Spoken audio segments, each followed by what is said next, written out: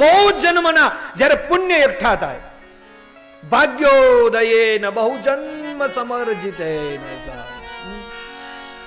અને સત્સંગ મંચ 84 લાખ યોની, એમાંથી એક વાર ફરતો ફરતો ફરતો જીવ એક વાર આ માણસનું શરીર મળે તમને. હવે ખબર નહીં અહીંથી છૂટ્યા પછી ક્યાં. અને ઈ માનવ દેહ કંકાસ કરવામાં, કોઈની હારે ઝઘડવામાં, કોઈની આગી પાછી કરવામાં, કોઈનું આમ કરવામાં, કોઈનું તેમ કરવામાં કાઢી નાખીએ તો ખબર નહીં હવે તો ક્યાં આ જીવ જઈને પડશે સાહેબ.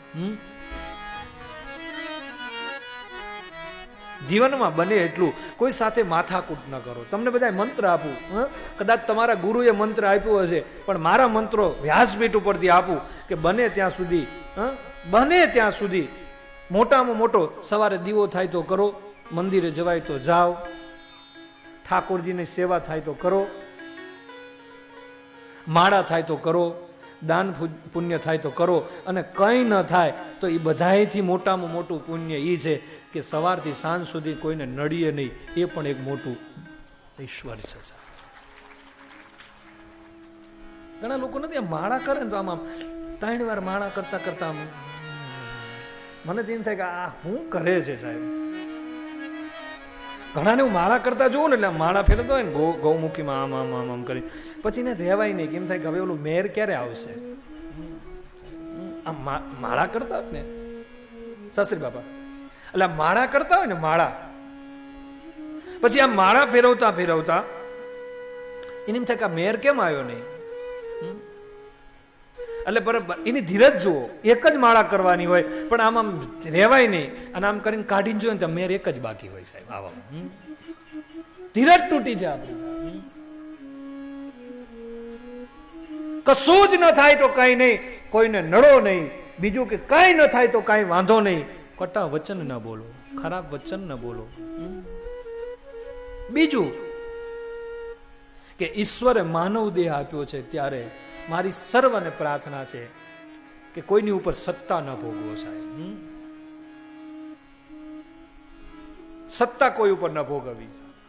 હા, શિખામણો આપો, લાગે તો, ન લાગે તો કઈ વાંધો જ નથી. જેને લાગે એને શિખામણ 1 વાર અપાય, 2 વાર અપાય. અને આપણે ત્યાં ઓલું હતું ને કે 1 વાર 2 વાર ને 3જી વાર પછી પૂરું થઈ જાય. રામચંદ્ર ભગવાન એમ 3 જ વાર કહો પછી બધું પૂરું કરી દો. એટલે જીવન મળ્યું છે, આ દેહ મળ્યો છે માનવનો, બસ એને સાર્થક કરો. મંત્ર પણ એવો પકડો, ગુરુ પણ એવા પકડો કે કશું જ કરવાની જરૂર ન રહે. આપણે તો અંધશ્રદ્ધાના માણસો છીએ, બહુ બીક લાગે છે મને તમને સાહેબ. કોઈ એમ કે આમ થશે આમ થશે એટલે આપણે ડરી જઈએ છીએ. મારી તમને પ્રાર્થના છે કે રામકથા તો હું કરીશ પણ કોઈ ડરશો નહીં સાહેબ. કોઈ એમ કે તમને આમ રૂઠે આમ રૂઠે, કશું કોઈ રૂઠતું નથી. બધા માણસોએ ઊભું કરેલી વાત છે સાહેબ. એક રામ એવો, તમે ક્યારેક તો વિચારો કે એક લૂંટારો, એક વાલ્મીકી લૂંટારો એ રામ નથી ભજ્યો, રામ રામ નતો કરતો, મરા મરા મરા કરતા કરતા કરતા એક સમય એવો આવ્યો કે લૂંટારો પણ મરામાંથી પણ ઋષિ બની ગયો. સાહેબ આપણે તો ઊંધું નથી ભજતા, સીધું ભજીએ છીએ સીધું, પણ કામ બધા ઊંધા કરીએ છીએ. તકલીફ આ છે સાહેબ. આપણે વાલ્મીકી ભગવાન રામને ઊંધા ભજ્યા પણ કામ સીધા કર્યા, ભાવથી ભજ્યા. આપણે ભજીએ છીએ પણ કપટથી ભજીએ છીએ.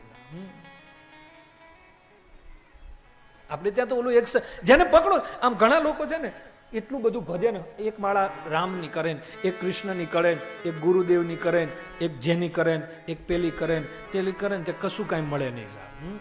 એક કેવલ એક સદગુરુ, એક મંત્ર, એક અનુષ્ઠાન.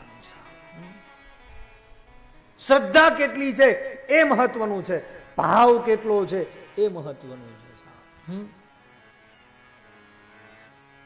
ભગવાન ભાવનો ભૂખ્યો છે. આપણે ત્યાં તો પેલું સરસ છે, મને ગમે, તાળી પાડો તો મારા રામની રે, બીજી તાળી ના હોય ની સાહેબ. બહુ સરસ છે.